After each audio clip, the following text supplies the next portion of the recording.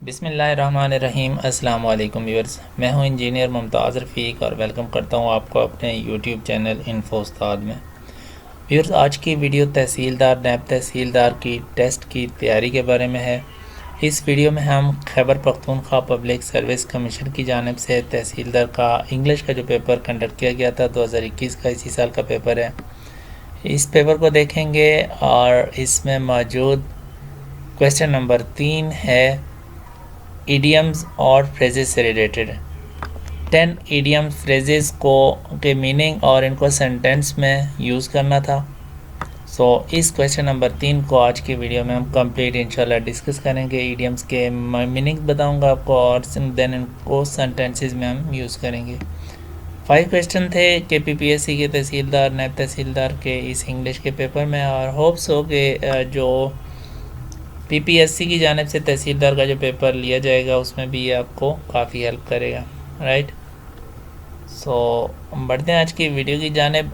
Friends, अगर ये paper आपको पीडीएफ फॉर्मेट में चाहिए तो आप कमेंट सेक्शन में बता दीजिएगा, मैं infostad.com जो हमारी वेबसाइट है उस पर अपलोड कर दूँगा।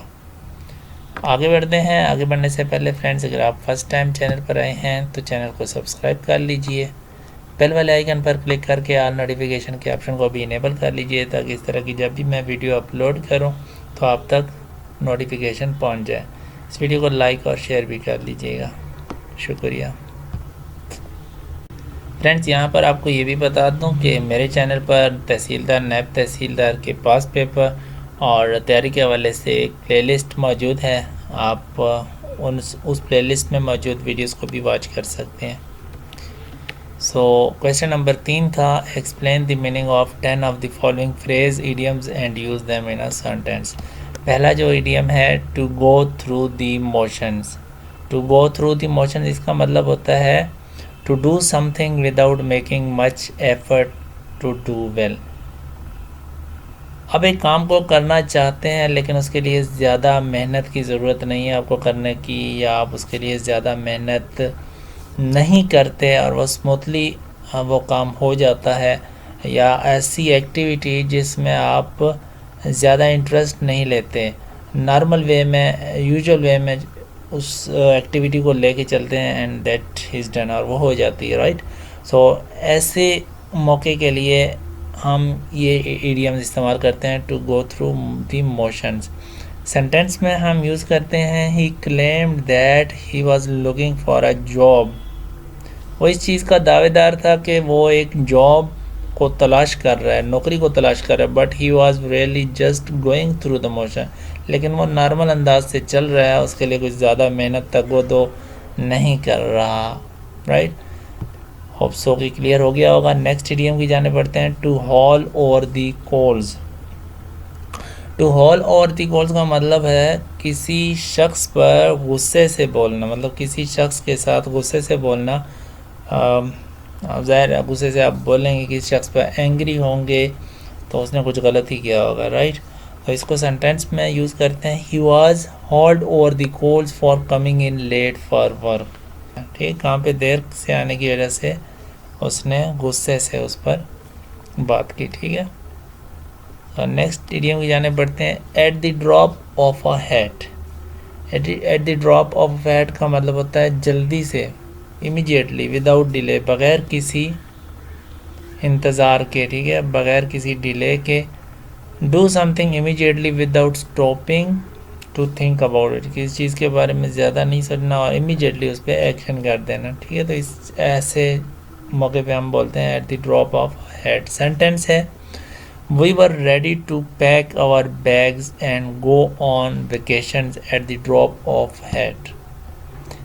वी आर रेडी, हम तैयार हैं पैकिंग के लिए, अपने बैग्स पैक करने के लिए और छुट्टियों पर जाने के लिए बिल्कुल जल्दी, बहुत ही जल्दी, at the drop of the hat. ठीक है, नेक्स्ट है जी option D, at one's last gasp. At one's last gasp का मतलब होता है मरने से कुछ देर पहले, द मोमेंट बिफोर डेथ, यानी लास्ट जो स्टेज होती है, द एंड। राइट, सेंटेंस है it is famous saying Shakespeare, Shakespeare का कॉल है fight till the last gasp, आखिरी दम तक लड़ो, राइट, यानी आखिरी सांस तक लड़ो। Fair and square, fair and square का मतलब होता है ऑनेस्टी से, ईमानदारी से, और मतलब कोई उसमें अनफेयर मीन्स ना यूज़ हुए हों, और एक्यूरेसी हो, बिल्कुल सही तरीके से सही मानों में काम हो जाए स्ट्रेट फॉरवर्डली, तो ऐसे मौके पे फेयर एंड स्क्वायर को यूज़ किया जाता है। सेंटेंस है he won the election fair and square, वो बहुत ही सीधे तरीके से, फेयर तरीके से, ऑनेस्टली से इलेक्शन जीत गया। पुल the wool over someone's I, pull the wool over some मतलब किसी की आंखों में धूल झोंकना, या किसी को डिसीव करना, किसी को धोखा देना, या उससे जो हकाइक हैं वो छुपाना, सच बात ना कहना, right. Deceive someone by telling untruth, lie, और hide truth from someone, to trick, to deceive someone, किसी को धोखा देना, ठीक है। सेंटेंस है he does not have any special power, उसके पास कोई ख़ास पावर नहीं है, अथॉरिटी नहीं है। He just trying to pull the wool over your eyes, वो सिर्फ आपकी आंखों में धूल झोंकने की कोशिश कर रहा है। जी है next idiom, put all eggs in one basket, जो बहुत ही फेमस है और होप्स हो गया आपको पता होगा इसका। पुट ऑल मतलब तमाम जो अंडे हैं वो एक ही बास्केट में डाल देना। This is a piece of advice which means that one should not concentrate on all efforts and resources in one area, मतलब जितनी आपकी कोशिशें हैं, जितनी आपकी कंसंट्रेशन है, वो एक ही जगह पर मत लगाओ, हो सकता है कि आपको नुकसान हो जाए, ठीक है। या तमाम अंडे जो हैं वो एक ही बाल्टी में नहीं रखो, बाल्टी गिर गई तो आपके तमाम अंडे ज़ाया हो गए। इसका मतलब ये है कि अगर आप एक ही जगह पे अपनी तमाम कोशिशें कर लेंगे, एक ही जगह से अपनी उम्मीद बांध देंगे, या अगर हम इनकम सोर्स में लेते हैं तो अगर आप एक ही जगह से अपने तमाम जो अर्निंग के मीन्स हैं वो बना लेंगे, तो अगर एक जगह से आपकी अर्निंग स्टॉप हो जाती है तो आपको काफ़ी डिफ़िकल्टी फेस करनी पड़ सकती है। तो इसका मतलब है कि अर्निंग के मल्टीपल सोर्सेज होने चाहिए, स्ट्रीम्स ऑफ डिफरेंट इनकम्स होनी चाहिए। इसी तरीके से आपको एक ही जगह पे रिलाई नहीं करना चाहिए, बल्कि डिफरेंट आपके पास ऑप्शंस होने चाहिए, वेज होने चाहिए। अगर एक जगह से आपको नाकामी हो जाती है तो आपके पास अल्टरनेट वे हो, अल्टरनेट रास्ता हो। सेंटेंस है I am applying for several jobs, मैं बहुत सारी जॉब्स के लिए अप्लाई कर रहा हूँ। Because I do not really want to put all my eggs in one basket, क्योंकि मैं एक बास्केट में अपने तमाम अंडे नहीं रखना चाहता, राइट। नेक्स्ट है keep up appearances, maintain an impression of wealth और वेल बीइंग, मतलब अपनी असली हालत को छुपाना। कीप अप अपीयरेंसेस, ऐसा जाहिर करना कि आप अंदर से मतलब आपको कुछ, आप हैं कुछ और जाहिर कुछ कर रहे हैं, ठीक है। इसका ये मतलब होता है to pretend to be happier, मतलब खुश होने का बहाना करना जबकि असल में आप खुश ना हो। लेस पुअर मतलब अमीर बनने का बहाना करना जबकि आप असल में गरीब हैं। सो इस तरह की कंडीशन के लिए कीप अप अपीयरेंसेस का इडियम जो है वो यूज़ किया जाता है। इसका मतलब क्या होता है, इसका जो एम है वो ये होता है कि आप लोगों पर रोब जमाना चाहते हैं, उन पर अपना अच्छा इंप्रेशन डालना चाहते हैं, और आप ये नहीं चाहते कि लोग आपकी जो बुरी सिचुएशन है उससे आगाह हो जाएं। सेंटेंस है they were very unhappily married but kept up appearance for the sake of their children, उनकी जो शादी है वो खुशी वाली शादी नहीं है, ठीक है, वो अनहैप्पीली मैरिड थे, लेकिन वो इस बात को अपने बच्चों पर जाहिर नहीं कर रहे, उनसे छुपा रहे हैं। ब्लैंक चेक, ब्लैंक चेक का मतलब होता है किसी को मुकम्मल तौर से आज़ादी दे देना, ठीक है। और मतलब हम अगर बैंकिंग की बात करें तो जब हम किसी को ब्लैंक चेक देते हैं, इसका मतलब ये होता है कि आप जितनी अमाउंट इस पे चाहे लिखो और इसको विदड्रॉ करो, ठीक है। You have full freedom to withdraw any amount that you want, मतलब जितनी भी आप अमाउंट चाहते हो वो आप बैंक से विदड्रॉ कर सकते हो, ब्लैंक चेक दे देते हैं। इस तरह से अनलिमिटेड फ्रीडम ऑफ एक्शन, किसी को खुली छूट दे देना कुछ भी करने की, तो इसके लिए ब्लैंक चेक का मुहावरा इडियम यूज़ किया जाता है। He has been handed a blank cheque to do exactly what he wants. Next है call someone's bluff. Call someone's bluff का मतलब होता है किसी की धमकी को सीरियस ना लेना, ठीक है। क्योंकि आपको पता है कि इसने सिर्फ ये धमकी दी है, थ्रेट किया है या इस स्टेटमेंट को चैलेंज किया है, लेकिन वो एक्चुअली में ऐसा करेगा नहीं, ठीक है। तो ऐसे के लिए यूज़ होता है ऐसी सिचुएशन के लिए कॉल समवन्स ब्लफ। और ये ऐसा क्यों होता है? ऐसा सिर्फ इसलिए होता है कि मतलब किसी ने धमकी दे दी है और आपकी स्टेटमेंट को चैलेंज कर दिया, आपको पता है कि वो करेगा नहीं, सिर्फ अपने वो ज़ाती मफाद को हासिल करने के लिए आपके साथ ट्रिक कर रहा है या आपको मतलब थोड़ा सा डरा रहा है ताकि ये डर जाए और ये मेरा जो मफाद है मुझे हासिल हो जाए, ठीक है।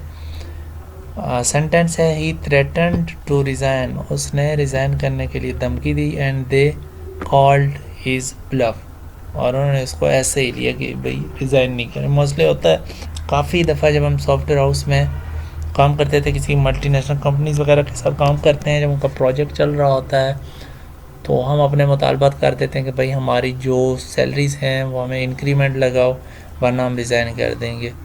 एक्चुअली में हमारे दिल में तो ये था यार रिज़ाइन करेंगे तो क्यों रिज़ाइन करेंगे, दूसरी जगह पर भी जाना है तो उससे बेहतर है कि यहाँ पर, लेकिन कंपनी को सिर्फ डराने के लिए हम ये कह देते थे तो वो इंक्रीमेंट के चांसेस हमें हो जाते थे कि वो लगा देते थे इस डर से कि भाई ये कहीं छोड़ के ना चला जाए, हमारा प्रोजेक्ट जो है ना डूब जाए, right.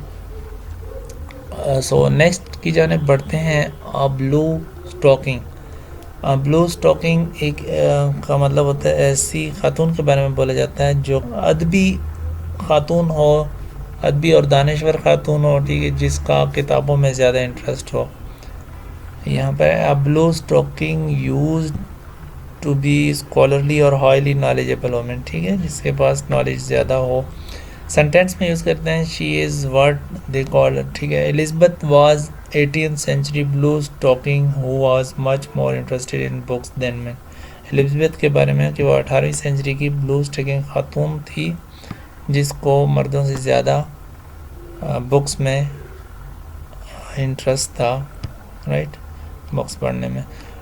To give the devil's his due. To give the devil's his due का मतलब होता है कि आप एक ऐसे शख्स जिसको आप पसंद नहीं करते, जिसे आप डिसएग्री करते हैं या डिसलाइक करते हैं, उसको क्रेडिट दे देना, ठीक है। सो सेंटेंस में यूज़ करते हैं that guys annoys me but he is hard worker. ये मुझे परेशान करता है लेकिन ये चूँकि मेहनती है तो मुझे इसको क्रेडिट देना पड़ेगा, देना चाहिए, ठीक है। नेक्स्ट है अ डॉग इन दी मैंजर।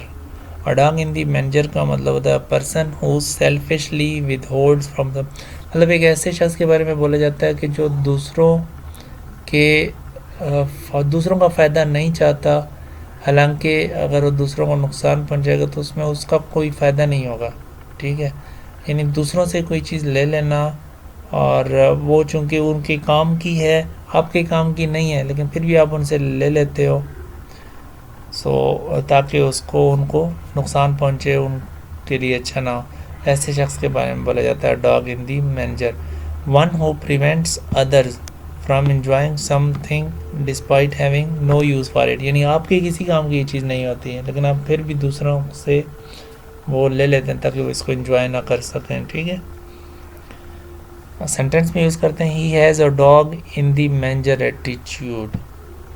अगर हम कुत्ते की मिसाल लें कि अगर आप कुत्ते के सामने लेट सपोज घास-फूस है या कोई ऐसी चीज़ पड़ी हुई है, आप उससे वो उठाना चाहते हो लेकिन फिर भी आप पे भौंकेगा, हालांकि वो जो घास-फूस है वो उसके किसी काम का नहीं है, वो चीज़ उसके किसी काम की नहीं है, तो ऐसे शख्स के लिए डॉग इन द मैंजर बोला जाता है।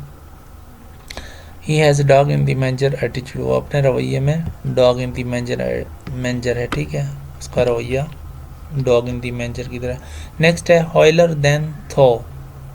हॉयलर देन थो का मतलब होता है that they seem to believe that they have better moral qualities, की कोई ऐसा शख्स जो कि मजहबी तौर पे या इखलाकी तौर पे या उसमें आपसे मॉरल क्वालिटीज़ ज़्यादा हों, वो ज़्यादा पॉइस हो, नेक हो, नोबल हो, ऐसे शख्स के लिए बोला जाता है हॉयलर देन थो, जिसमें मॉरल क्वालिटीज़ आपसे ज़्यादा नहीं। सेंटेंस है he has always sounded holier than thou. He has always sounded holier than thou, मतलब वो हमेशा आपसे ज़्यादा पाकीज़ा लगता है, राइट। सो फ्रेंड्स, ये थे इडियम्स जो कि आपके साथ डिस्कस कर लिए। होप सो कि वीडियो आपको पसंद आई होगी और आपको मैं समझा पाया होऊंगा, सीखने को मिला होगा कुछ नया। सो इस तरह की मज़ीद वीडियोज़ अगर आप हासिल करना चाहते हैं तो चैनल को सब्सक्राइब कर लीजिए और कमेंट सेक्शन में अपनी जो सजेशन है वो लाजमी दीजिएगा। Wish you all the best. जाने से पहले चेक कर लें, चैनल सब्सक्राइब कर लें, फेसबुक पे हमारा पेज लाइक कर लें और ग्रुप है हमारा इन्फो उस्ताद, आप उसको भी ज्वाइन कर सकते हैं। मिलता हूँ आपसे नेक्स्ट वीडियो में, अपना ख्याल रखिएगा। अल्लाह हाफिज़।